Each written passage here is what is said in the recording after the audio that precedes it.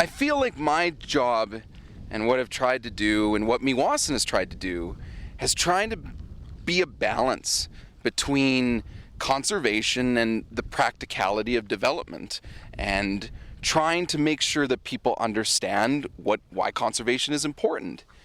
And why I brought you guys to Peggy McKercher Conservation Area is because this place holds something special. And as a scientist, I deal with practical things. And the weird part about it is every time I come to Peggy McKercher, something weird happens. Welcome to episode 5 of YXE Underground, an original podcast focusing on people in Saskatoon who are making an impact in their communities but are flying under the radar. My name is Eric Anderson.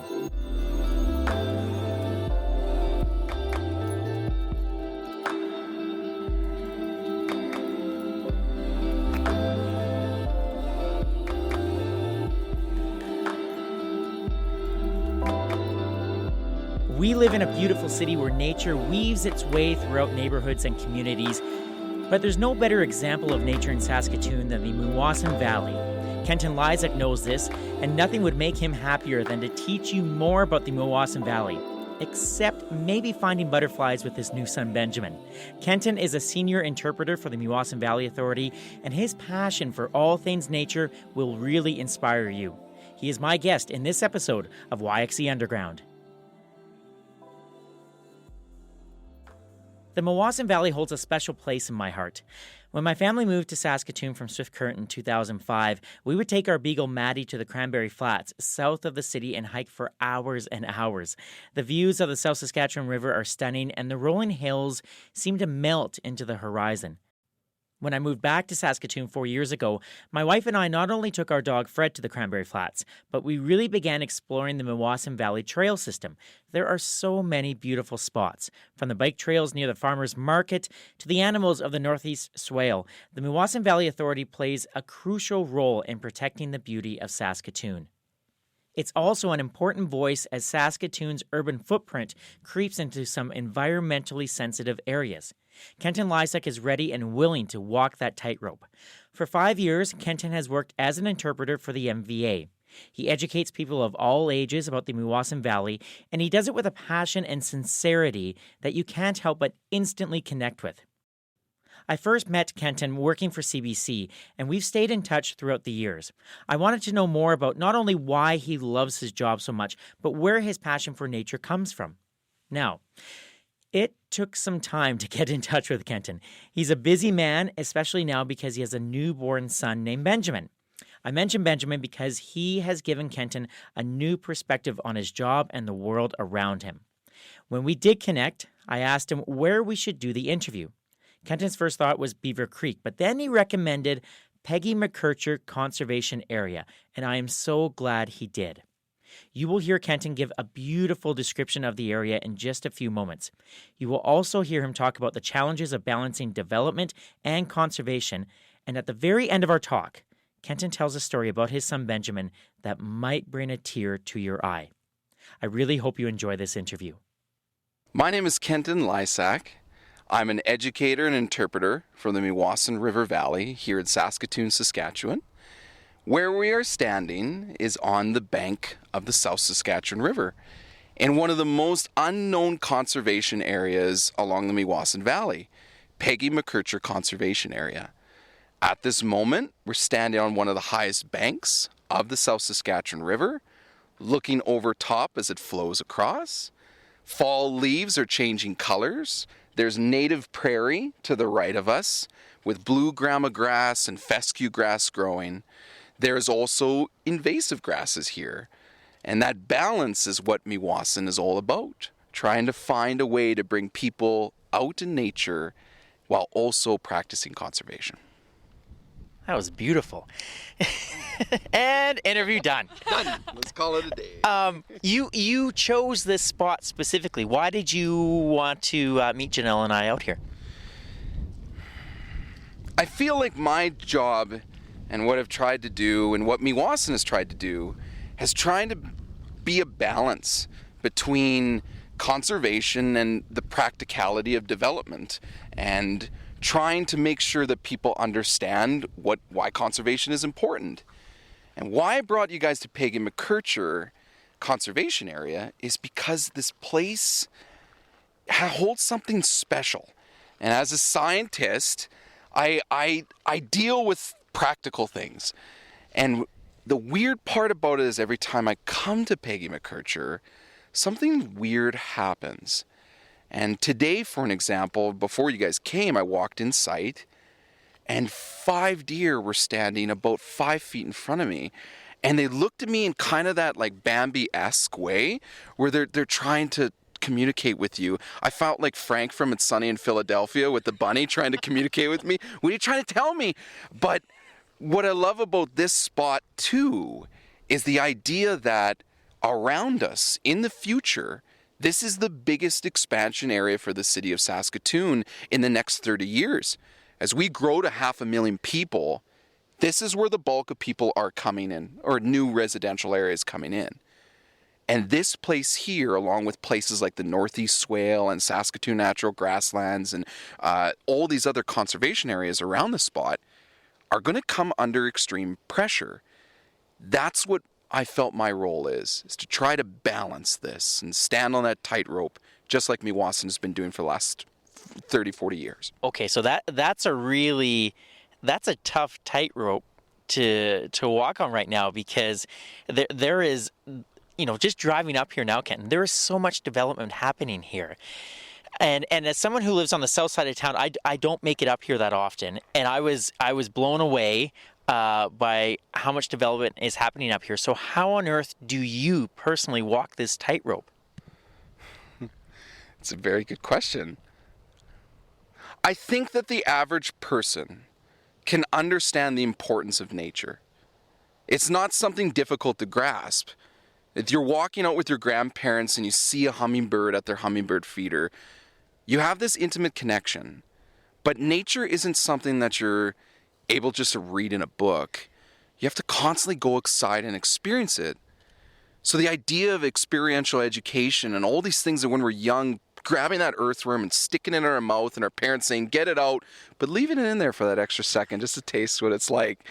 Those little parts amount to us experiencing and getting involved in really developing a relationship with nature. That tightrope is me constantly trying to remind people to step outside your door and start to get comfortable with that idea again. As adults, it's something for us easily just to pass by and say, let's walk around the Meewasin Trail and see the sunshine. But no, it's much more than that. And there's been countless studies that indicate if you go outside in nature, you're not just getting a basic physiological health. You're getting an emotional reaction. You're getting so much more from that. It's tough to define right now, I'll grant you that, but I can say the difference is night and day from us doing this interview, say, right now, versus us doing it in a building. Oh, no kidding. I completely agree with you on that. You talk about educating people. Do people in our city right now, do they have the open minds? Are they open to what you are and what Meewasin is teaching, is trying to educate in terms of finding that balance between expansion and urban life and preserving and enjoying the beautiful nature that we have here? In 2018, I think we're starting to see a revival of conservation and the concepts of conservation in general. It used to be that people viewed protecting areas like preservation, which the distinction to me is preservation is keep that area as best as you can isolated from change and make it so that not a lot of things are affecting it, or keep it bare minimum, try to keep it so not a lot of things are disturbing it. And what we have learned over time is that if we are going to protect these places that we hold so dear in our hearts, we have to mimic what the environment normally did, what the ecosystem normally would interact with.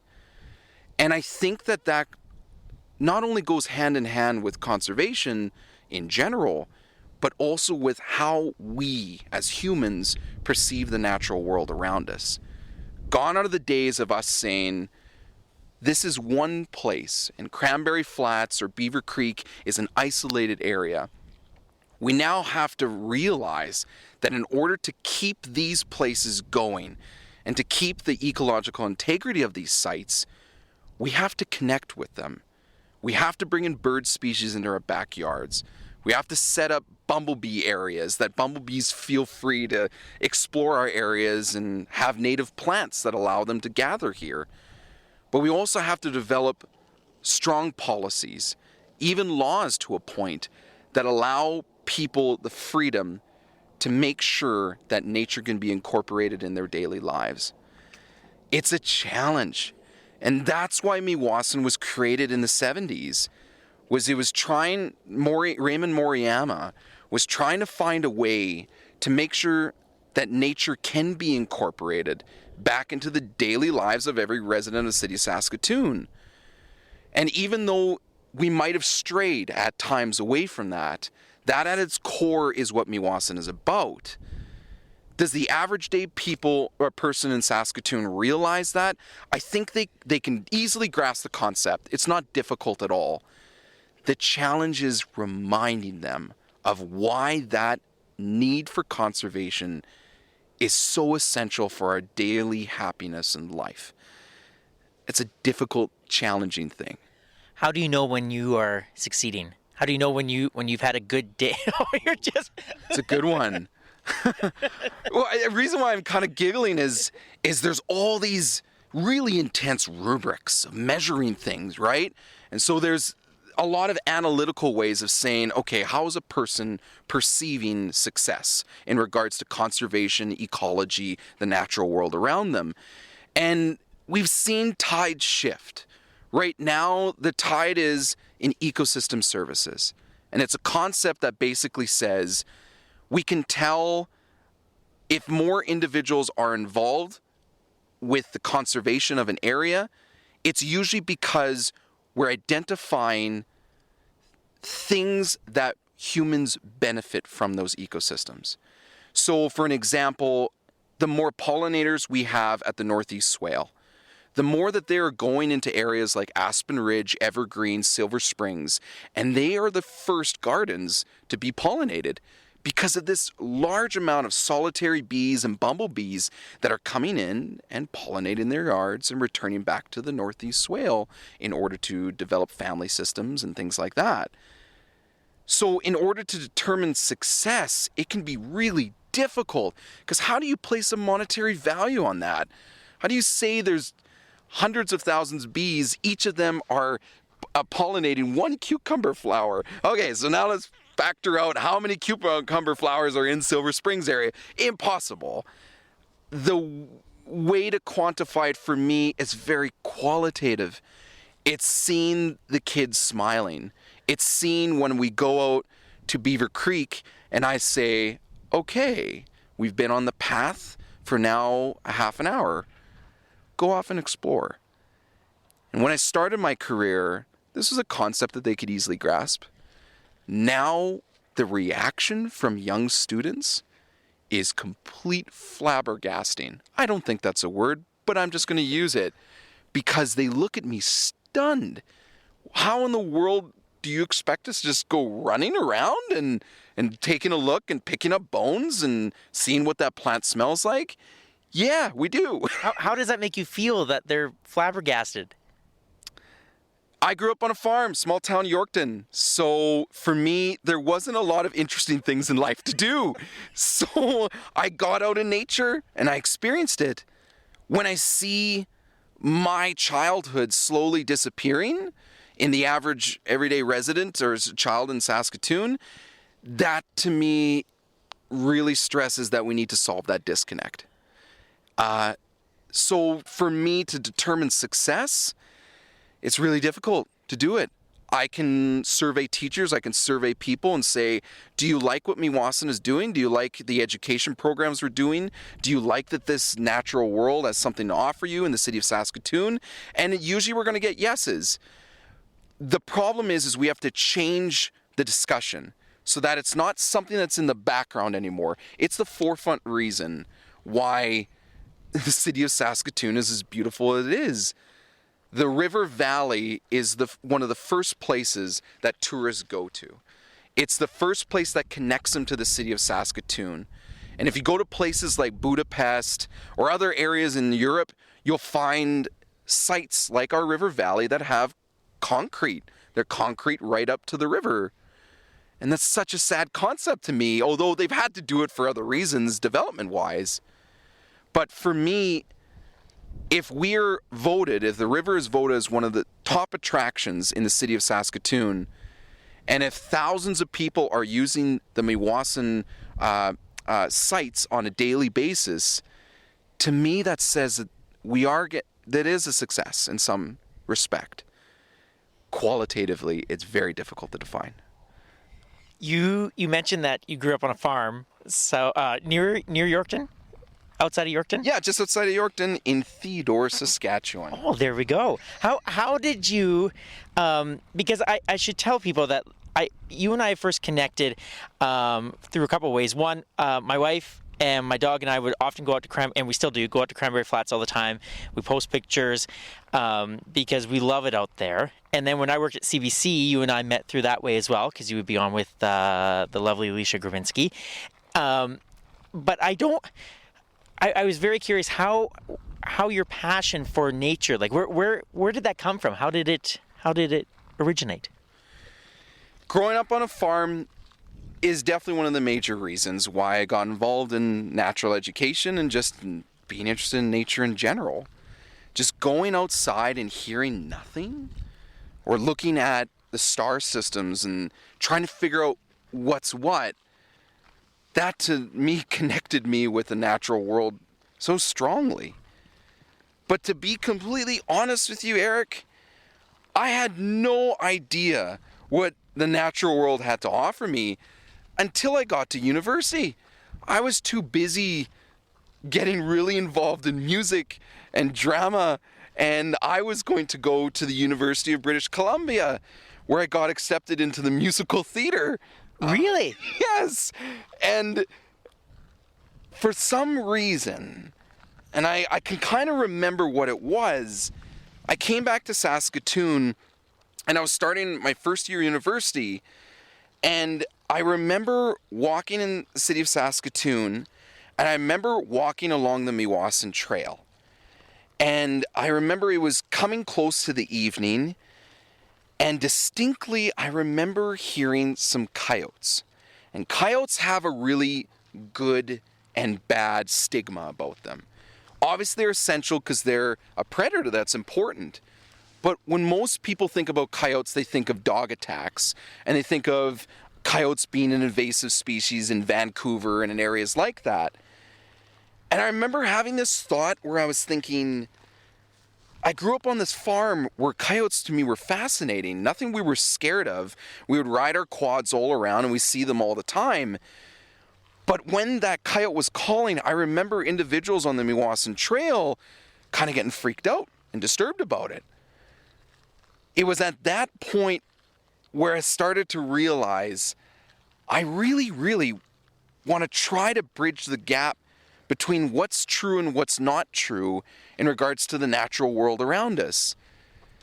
And after that, I took a first year of sciences at the University of Saskatchewan, and I fell in love with my profs who were talking about these unbelievable concepts, how the first form of life started as a unicellular organism, and how you would build up to a multicellular creature fascinated me. And this evolution was brilliant, and it's something I was never taught in elementary school. So these concepts, which probably a lot of people gain now in their normal elementary school education, I was new to. And when it came to Saskatoon, I had a bunch of people take me under their wing. People like Melanie Elliott at the University of Saskatchewan, who's doing ecology camp for kids. This is a lady who, for the last basically 40 years, has dedicated her life to getting kids out in nature. And I was lucky enough to meet her through places like the Nature Saskatchewan and Saskatoon Nature Society. And I actually applied for a job at a college camp for kids. And when Melanie took me under her wing, she opened this door of, wow, there's all these places across Saskatoon that exist that I never even dreamed about. And my first introduction was to Saskatoon Natural Grasslands. It's 34 acres. It's nothing. It's this small piece that exists in our city of once that was of fescue grasslands, one of the most endangered ecosystems in the world. And it's in our city today. It exists right here. And when Melanie started talking to me about why this place was so important, what was evident is a passion kind of lit inside of me to try to get people out there, try to get people to realize we found mammoth bones. We found mammoth teeth in the city of Saskatoon. We're actually right beside it. The Riddell site we passed when we came out here, it's full of ice age creatures. How come no one knows about this? Were you surprised at yourself in terms of the passion that was lit when all this happened? Was it like, oh man, like I didn't see this happening at all? You're smiling right now. Yeah, because I'm going to be completely honest with you. I never really thought about the natural world in the way that I do today. It took that awakening. It took those moments and those intimate times being in the grasslands or along the Meewasin Trail to really wake me up. And that brings the challenge with my job is I can't make you realize how important Peggy McKercher Area or Beaver Creek is we're just sitting in an office building. I have to get you outside here. I have to get that caterpillar on your hand.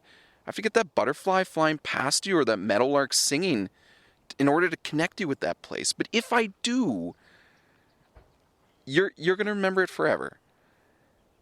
That is a challenging concept, but one I've always been passionate about since coming into university.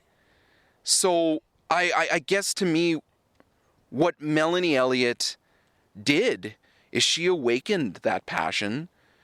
And next thing you know, I started meeting people like Barb Hanbidge from Ducks Unlimited, or like Stan Shattuck from Saskatoon Nature Society, this guy that can literally just stand here and any sound that a bird makes, he instantly knows what it is. Or these people who are able to take a net into the pond and whatever comes out, they're able to identify it pretty quickly. Guys like Scott Halpin from the University of Saskatchewan, they're just so talented. And so, to me, seeing that level of whatever you're going to call it, expertise, I like to call it nerdiness, because I was a big Dungeons and Dragons guy, and to me, there's not a lot of difference between memorizing the monster manual and memorizing the invertebrate species of the northeast whale.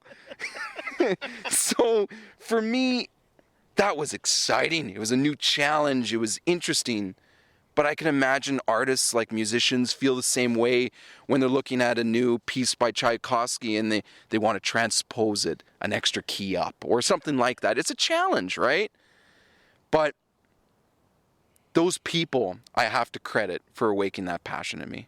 What did your friends and family think when you went down this path, as opposed to, like you said, musical theater, and you're into music and drama, and then all of a sudden you're memorizing the invertebrates of the northeast whale? What did they think? I'm supposed to be a farmer, Eric. It was a little bit of a shock, I can imagine, at points.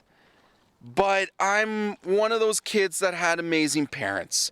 And whatever I did, whether it was wanting to go to UBC to do musical theater, or thinking about environmental law, or thinking about just dropping everything and playing a bunch of pot and pans on Broadway, they were always supportive, and I have no idea how they were that supportive.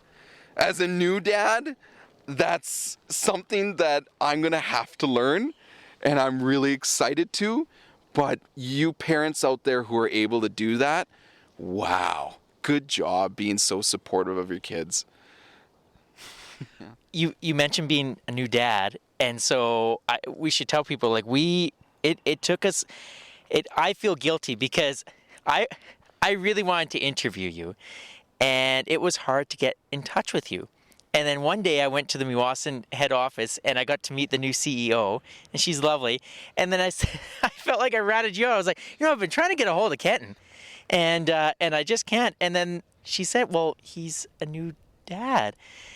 So congratulations. What has fatherhood been like, and has it changed you as a professional in terms of your job?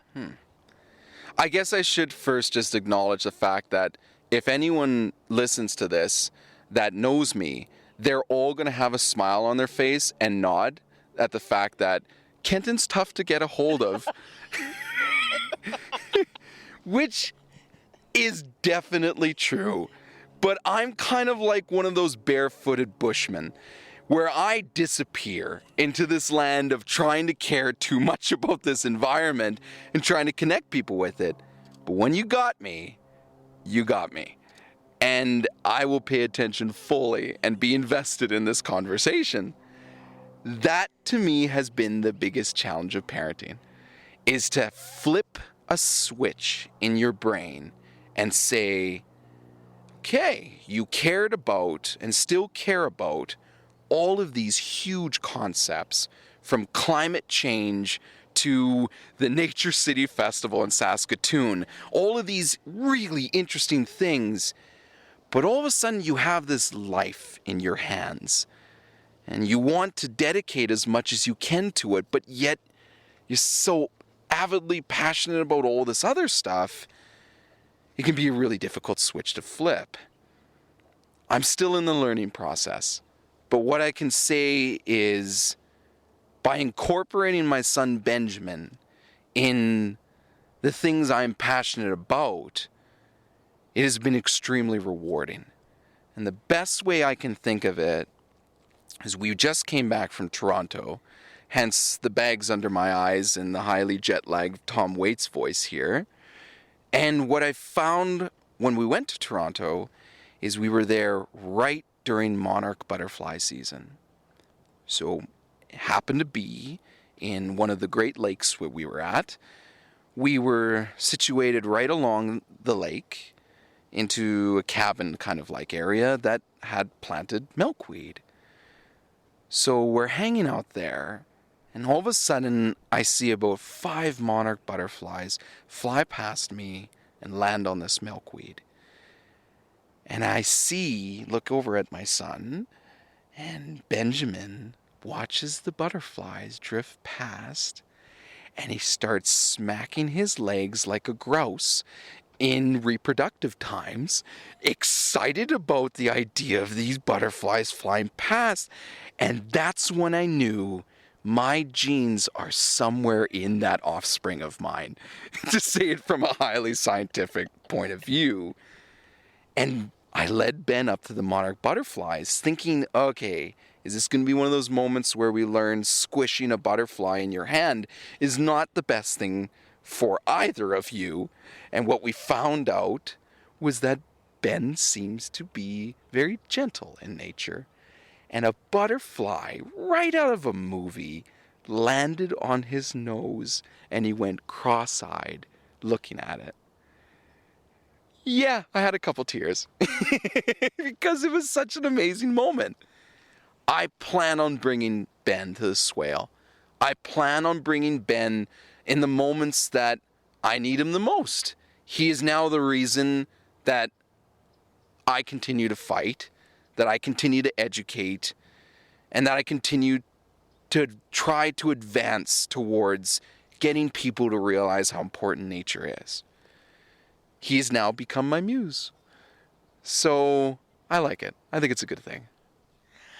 I think that's a really nice way to end this conversation, and I think Ben's going to be very, very proud of his dad when he grows up. Thank you so much for your time, and thanks for standing still long enough to be interviewed. Thanks, Eric. It's been a pleasure. You are the man, Kenton.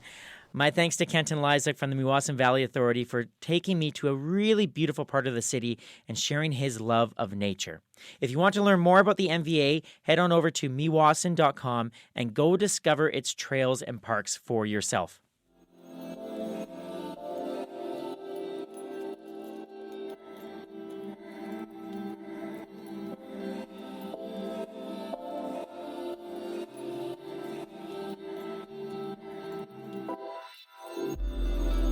This has been episode 5 of YXE Underground. Thank you for listening. My name is Eric Anderson. I host and produce the show. If you know of someone doing something really great here in Saskatoon who is flying under the radar, please let me know. You can send me an email, ericandersonyxe@gmail.com. You can also find the podcast on Facebook, Twitter, and Instagram. Now, I want to give a big thank you to Janelle Wallace. She was there on site snapping photos of Kenton and myself, and the photos are just spectacular, and you can find them on Facebook, Twitter, and Instagram. I also want to thank my cousin Andrew for doing the original theme for the podcast. I want to thank David Hutton and the good folks at CBC Saskatoon for allowing me to record my sweet, sweet voice in their studios here in Saskatoon. David, thank you. I also want to thank the good folks at Danger Dynamite. And Danger Dynamite were kind enough to create my website, and they did a spectacular job. So to all the good crew at Danger Dynamite, thank you so much. I also want to thank my wife, Jennifer, and my dog, Fred, for being so patient with me and for simply being the best. And before I go, I would like to acknowledge that this interview was recorded on Treaty 6 territory in the traditional homeland of the Metis. The next episode of YXE Underground will drop in November, and it's going to be a great one. It features an interview with local chef Scotty Dix. And Scotty is doing some amazing things in the food scene here in Saskatoon. And his insights not only into restaurant life, but the role that food plays in our culture, it's really fascinating. So I really think you will enjoy that episode. My name is Eric Anderson. This has been episode 5 of YXE Underground. You can find more episodes online at yxeunderground.com. Please subscribe on Apple Podcasts, Google Play, or your favorite podcast app. YXE Underground is a production of the Salthammer Production Company. Thank you so much for listening, and we'll talk to you soon, Saskatoon.